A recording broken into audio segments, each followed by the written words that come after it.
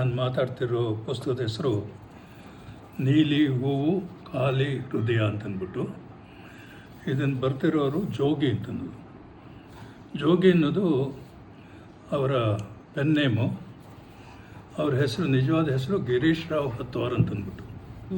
ಇದುವರೆಗೆ ಒಂದು 21 ಕಾದಂಬರಿ, ಒಂದು 18 ಅಂಕಣ ಬರಹ ಅಂದರೆ ಕಾಲಮ್ ರೈಟಿಂಗು, ಆಮೇಲೆ ಇನ್ನೊಂದು 21 ಕಥಾ ಸಂಕಲನಗಳು, ಅಂದರೆ ಒಂದೊಂದು ಪುಸ್ತಕದಲ್ಲೂ ಒಂದಷ್ಟು ಕಥೆಗಳು. ಹೀಗೆ ಒಂದು 102 ಪುಸ್ತಕ ಬರೆದಿದ್ದಾರೆ ಇವರು ಆಗಲೇ. 102 ಪುಸ್ತಕ. ಅದು ತುಂಬ ಚೆನ್ನಾಗಿ ಬರೀತಾರೆ. ಭಾಷೆ ಮೇಲೆ ಒಳ್ಳೆ ಹಿಡಿತಾ ಇದೆ, ಹಾಗಾಗಿ ಓದಿಸ್ಕೊಂಡು ಹೋಗುತ್ತೆ. ಈಗ ಇದೇನು ನಾವೆಲ್ಲ? ಹೌದು, ನಾವೆಲ್ಲು. ಇಲ್ಲಿ ಕೆಳಗಡೆ ಇದೆ, ಇಂಗ್ಲೀಷ್ನಲ್ಲಿ ಬರೆದಿದೆ, ಸ್ಟೋರಿ ಆಫ್ ದಿ ನಾವೆಲ್. ಈ ಪುಸ್ತಕನೇ ಒಂದು ನಾವೆಲಿನ ಕತೆ. ಈ ಆಥರ್ ಇದ್ದಾರಲ್ಲ ಜೋಗಿ, ಅವರು ಒಂದು ಕತೆ ಬರೀಬೇಕು ಅಂದ್ಕೋತಾರೆ. ಸೊ ಅದರ ಕ್ಯಾರೆಕ್ಟರ್ಸನ್ನು ಸೃಷ್ಟಿಸ್ತಾ ಹೋಗ್ತಾರೆ. ಅವುಗಳು ಬೆಳೀತಾ ಹೋಗುತ್ತವೆ. ಬೆಳೀತಾ ಹೋದಾಗೆ ಕತೆ ನಡ್ಕೊಂಡು ಹೋಗುತ್ತೆ, ಕತೆ ಮುಂದುವರ್ಕೊಂಡು ಹೋಗುತ್ತೆ. ಕೊನೆಯಲ್ಲಿ ಅದಾಗಬೇಕಾದ ಥರ ಅಂತ್ಯ ಆಗುತ್ತೆ. ಅವರು ಅಂದ್ಕೊಂಡಿದ್ದಾಗ ಆಗಲ್ಲ, ಬೇರೆ ಥರ ಅಂತ್ಯ ಆಗುತ್ತೆ ಅವ್ರು ಹೇಳೋ ಥರ. ಹಾಗೆ ನಾವೆಲ್ ಬೆಳ್ಕೊಂಡು ಹೋಗುತ್ತೆ. ಅದರಿಂದನೇ ಇದನ್ನು ಸ್ಟೋರಿ ಆಫ್ ದಿ ನಾವೆಲ್ ಅಂತ ಕರೆದಿದ್ದಾರೆ. ಇದರಲ್ಲಿ ಪ್ರಮುಖವಾಗಿ ಬರೋದು 2 ಪಾತ್ರಗಳು. ಒಂದು ಅರಿಕೇಸರಿ ಅಂತಂದ್ಬಿಟ್ಟು, ಯಾರು? ಅರಿಕೇಸರಿ. ಇನ್ನೊಂದು ಸುಗಂಧಿ ಅಂತಂದ್ಬಿಟ್ಟು. ಸೊ ಒಂದು ಥರದಲ್ಲಿ ಇದು ಒಂದು ಪ್ರೇಮದ ಕತೆ. ಸರಿ, ಅಪ್ಪ ಯಾರಿಗೋ ಡ್ರೈವರ್ ಆಗಿ ಕೆಲಸ ಮಾಡ್ತಾ ಇರ್ತಾನೆ. ಈ ಸುಗಂಧಿ ಅನ್ನೋಳು ಅವ್ರ ಮನೆಯಲ್ಲಿ ಇದ್ದಿದ್ದೇ 2-3 ಜನ ಇರ್ತಾರೆ. 3 ಜನ ಅಂತ ಕಾಣುತ್ತೆ. ಅಮ್ಮ, ಜಾಸ್ತಿ ವಿವರಣೆ ಕೊಟ್ಟಿಲ್ಲ ಅಲ್ಲಿ. ಅಮ್ಮ, ಸುಗಂಧಿ, ಚಿಕ್ಕಪ್ಪ. ಅವ್ರ ಅಮ್ಮ ಅಷ್ಟು ಸುಖವಾಗಿರೋದಿಲ್ಲ, ಯಾಕೆಂದರೆ ಆ ಚಿಕ್ಕಪ್ಪ ಸ್ವಲ್ಪ ಕಿರಿಕಿರಿ ಮನುಷ್ಯ. ಅವನ ಹೆಸರು ಸದಾನಂದ ಅಂತಂದ್ಬಿಟ್ಟು.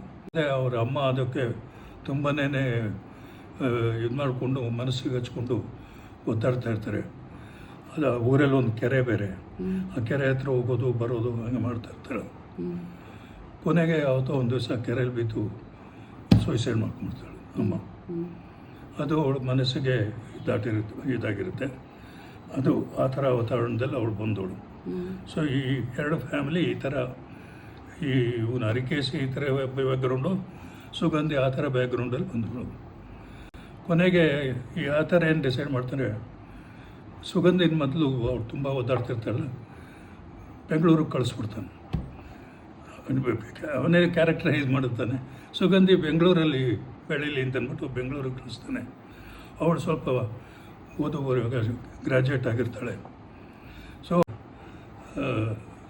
ಅನಾಥಾಶ್ರಮದಲ್ಲಿ ಬೆಳೀತಾಳೆ, ಮುಂದುವರಿತಾಳೆ ಬೆಂಗಳೂರಲ್ಲಿ. ಅನಾಥಾಶ್ರಮಕ್ಕೆ ಸೇರಿಸ್ತಾಳೆ. ಅನಾಥಾಶ್ರಮದಲ್ಲಿ ಮುಂದೆ ಬರ್ತಾಳೆ ಅವಳು. ಮುಂದೆ ಬಂದ್ಕೊಂಡು ಅಲ್ಲಿ ಬೆಂಗಳೂರಲ್ಲಿ ಒಂದು ಕಾಲೇಜಲ್ಲಿ ಲೆಕ್ಚರರ್ ಆಗಿ ಕೆಲಸ ಮಾಡೋಕ್ಕೆ ಶುರು ಮಾಡ್ತಾಳೆ. ಈ ಅರಿಕೇಸರಿನೂ ಆಮೇಲೆ ಸ್ವಲ್ಪ ದಿವಸ ಆದಮೇಲೆ ಸುಗಂಧಿ ಹೋಗಿ ಎಷ್ಟೋ ವರ್ಷಗಳ, ಒಂದು 2-3 ವರ್ಷ ಆದಮೇಲೆ ಅರಿಕೇಸರಿನೂ ಬೆಂಗಳೂರಿಗೆ ತಂದುಬಿಡ್ತಾನೆ ಆತರು. ಸೊ ಈ ಮನುಷ್ಯ ಬರೆಯುವಾಗೆಲ್ಲ ಆ ಕ್ಯಾರೆಕ್ಟರ್ಸ್ಗಳ ಜೊತೆ ಮಾತಾಡ್ತಾರೆ, ಆ ಥರ ಎಲ್ಲ ಬರುತ್ತೆ. ಅರಿಕೇಸರಿ ಹೇಳ್ತಾನೆ, ನೀನು ದಕ್ಷಿಣ ಕನ್ನಡದಿಂದ ಬಂದಿರೋನು ಅಲ್ಲ, ನೀನು ಹೇಗಿರಬೇಕು ಅಂತ ಇಷ್ಟಪಡ್ತಿ? ಮೊದಲೆಲ್ಲ ಹೇಳುತ್ತೆ, ನೀನು ಏನಾಗಿರಬೇಕು ಅಂತ ಇಷ್ಟಪಡ್ತಿ? ನೀನೇನು ಇಂಜಿನಿಯರ್ ಆಗಬೇಕು, ಏನೋ ಜರ್ನಲಿಸ್ಟ್ ಆಗಬೇಕಾ, ಅಥವಾ ಇದಾಗಬೇಕಾ, ಅದಾಗಬೇಕಾ ಅಂತ ಎಲ್ಲ ಕೇಳ್ಕೊಂಡು ಹೋಗ್ತಾನೆ ಇವನು. ಆವಾಗ ಮಧ್ಯದಲ್ಲಿ ಕತೆ ಹಾಗೆ ಹೋಗುತ್ತೆ. ಅಲ್ಲಲ್ಲಿ ಆ ಥರ ಕ್ಯಾರೆಕ್ಟರ್ಸ್ ಜೊತೆ ಮಾತಾಡಿ ಮೊದಲು ಶುರು ಮಾಡಿದಾಗ ಏನಾಗಬೇಕು ಅಂತ ಕೇಳ್ತಾನೆ. ಅಯ್ಯೋ, ನನಗಂತೂ ಕಾರಿನ ಡ್ರೈವರ್ ಆಗೋಕ್ಕಂತೂ ಇಷ್ಟ ಇಲ್ಲಪ್ಪ. ನಮ್ಮ ಅಪ್ಪ ಅನುಭವಿಸ್ತೋದು ನೋಡ್ತಾ ಇದ್ದೀನಿ. ನನ್ನೂ ಅವರ ಮನೆಗೆ ಕಾರಿನ ಡ್ರೈವರ್ ಆಗು ಅಂತ ಹೇಳ್ತಾರೆ. ನನಗೆ ಅದೆಲ್ಲ ಇಷ್ಟ ಇಲ್ಲ. ನನಗೇನಾದರೂ ಇಂಜಿನಿಯರು, ಅದು ಡಾಕ್ಟ್ರು ಆ ಥರ ಆಗಬೇಕು ಅನ್ನೋ ಥರದಲ್ಲಿ ಅವನು ಮಾತಾಡ್ತಾನೆ. ಇವೊಂದು ಆ ಥರದ ಉದ್ದೇಶ ಏನು ಅಂದರೆ, ಯಾರು ಏನು ಹೇಳ್ತಾರೋ ಅದನ್ನು ನಾವು ಅವ್ರಿಗೆ ಒದಗಿಸ್ಕೊಟ್ಬಿಟ್ರೆ ಅವ್ರ ಕಥೆನೇ ಇರೋದಿಲ್ಲ. Because they get what they want to have. ಅದು ಅಲ್ಲಿ ಕತೆಗೆ ಅವಕಾಶವೇ ಇರೋದಿಲ್ಲ. ಆದ್ದರಿಂದ ನಾನು ಇವನನ್ನು ಡ್ರೈವರ್ ಆಗೇ ಮಾಡ್ತೀನಿ ಅಂತ ಅವನು ಡ್ರೈವರ್ ಮಾಡ್ತಾನೆ. ನನಗೆ ಅದನ್ನೆಲ್ಲ ಹೇಳ್ಕೊಂಡು ಹೋಗ್ತಾನೆ. ಕೊಂಡು ಆ ಕಾರಲ್ಲಿ ಜನ ಯಾರಿಗೆ ಬೇಕೋ ಅವ್ರಿಗೆ ಬುಕ್ ಮಾಡಿದರೆ ಅಲ್ಲಿಗೆ ಹೋಗೋದು. ಇದು ಗೊತ್ತಲ್ಲ ಸಿಟಿಯಲ್ಲಿ ಅವನ ಲೈಫ್ ಶುರುವಾಗುತ್ತೆ, ಇವಳ ಲೈಫ್ ಈ ಥರ ಶುರುವಾಗುತ್ತೆ. ಆಮೇಲೆ ಸ್ವಲ್ಪ ಚೆನ್ನಾಗಿ ಸಂಪಾದನೆ ಮಾಡ್ತಾಳೆ, ತುಂಬಾ ಒಳ್ಳೆಯ ಹೆಸರು ತೊಗೊಂಡಿರ್ತಾಳೆ. ಹಾಗಾಗಿ ತನ್ನ ಸಂಪಾದನೆಯಿಂದ ಒಂದು ಫ್ಲ್ಯಾಟಲ್ಲಿ ಒಂದು ಮನೆ ತೊಗೋತಾಳೆ, ಚಿಕ್ಕದು ಮನೆ ತೊಗೋತಾಳೆ. ಈ ಸುಗಂಧಿದು ಕಾಂಟ್ಯಾಕ್ಟ್ ಬರುತ್ತೆ ಅವನಿಗೆ ಅಲ್ಲಿ. ಕೊನೆಗೆ ಇವನ ಮೇಲೆ ಒಂಥರ ಲೈಕಿಂಗ್ ಬಂದ್ಬಿಡ್ತು. ಗೊತ್ತು ಅವನು ಅಷ್ಟು ಓದೋನಲ್ಲ, ಅನಕ್ಷರಸ್ಥ ಅಲ್ಲ ಅಂತ. ಆದರೂ ಅವನ ನಡವಳಿಕೆ, ಅವನು ಇದ್ದಿದ್ದು ಪರ್ಸ್ನಾಲಿಟಿ ಎಲ್ಲ ಆಗಿ ಅವನ ಮೇಲೆ ಒಂಥರ ಬರುತ್ತೆ. ಒಂಥರ ಪ್ರೇಮ ಕಥೆನೇ ಇದು ಬರುತ್ತೆ. ಅವನಿಗೆ ಇವಳು ಓದ್ದವಳು, ಕಾಲೇಜ್ ಲೆಕ್ಚರರು, ಅವಳು ತೋರಿಸ್ಕೊಂಡಿದ್ದು ಸ್ವಲ್ಪ ಅದರ ಮೇಲೆ ಇದು ಮನಸ್ಸು ಬರ್ತಾ ಇರುತ್ತೆ. ಬಟ್ ಹೆದರಿಕೆ, ಇಂಥವ್ರ ಸಹವಾಸ ಮಾಡಿಬಿಟ್ರೆ ಆಗುವಂತ ಹಾಗೆ ಕತೆ ಬೆಳ್ಕೊಂಡು ಹೋಗುತ್ತೆ. ಇದು ಇವನು ಹರಿಕೇಸರಿ ಹೇಳೋದು, ಕಾರ್ನಲ್ಲಿ ಪ್ರಯಾಣ ಮಾಡೋ ಜನಗಳಿಂದ ಅವನು ಹೇಗೆ ಪ್ರಪಂಚಕ್ಕೆ ವಿಷಯಗಳನ್ನು ಕಲಿತಿದ್ದಾನಕ್ಕೆ.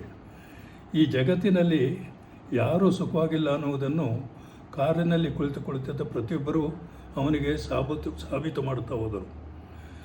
ಕಾರಲ್ಲೂ ಲ್ಯಾಪ್ಟಾಪ್ ಬಿಡಿಸಿಕೊಂಡು ಕೆಲಸ ಮಾಡುವ ಮಂದಿ, ಫೋನಲ್ಲಿ ಯಾರಿಂದಲೋ ಬಯಸಿಕೊಳ್ಳುತ್ತಾ ಯಾರಿಗೋ ಬೈಯುತ್ತಾ ಇರುವವರು, ಕಾರಲ್ಲಿ ಕುಳಿತು ತಕ್ಷಣ ಗೊರಕೆ ಹೊಡೆಯುತ್ತಾ ನಿದ್ದೆ ಹೋಗುವವರು, ಕಣ್ಣೀರು ಒರೆಸಿಕೊಳ್ಳುತ್ತಾ ಡ್ಯೂಟಿಗೆ ಹೋಗುವವರು, ಕಾರಲ್ಲೇ ಅವಸರದಿಂದ ಕಟ್ಟಿಕೊಂಡು ಬಂದ ತಿಂಡಿಯನ್ನು ಅಷ್ಟೇ ಅವಸರದಲ್ಲಿ ತಿನ್ನುತ್ತಾ ತಡವಾಗುತ್ತಿದೆ ಅನ್ನುವ ಗಾಬರಿಯನ್ನು ಎರಡೂ ಕಣ್ಣಲ್ಲಿ ತುಂಬಿಕೊಂಡವರು, ಪರಸ್ಪರ ಬೈದಾಡಿಕೊಂಡು ಪ್ರಯಾಣ ಮಾಡುವ ದಂಪತಿ, ಒಂದೂ ಮಾತಾಡದೆ ಅಕ್ಕಪಕ್ಕ ಕುಳಿತಿರುವ ಅಪ್ಪ ಮಗ, ಹೀಗೆ ತರಾವರಿ ಮಂದಿಯನ್ನು ಹರಿಕೇಸರಿ ನೋಡಿದ್ದಾನೆ. ಇದು ಯಾವ ಏಜ್ ಗ್ರೂಪ್ಗೆ ಚೆನ್ನಾಗಿರುತ್ತೆ ಡ್ಯಾಡಿ ಈ ಪುಸ್ತಕ? ಯಾವ ಏಜ್ ಗ್ರೂಪ್ನವರು ಓದ್ಬೋದು ಈ ಪುಸ್ತಕನ?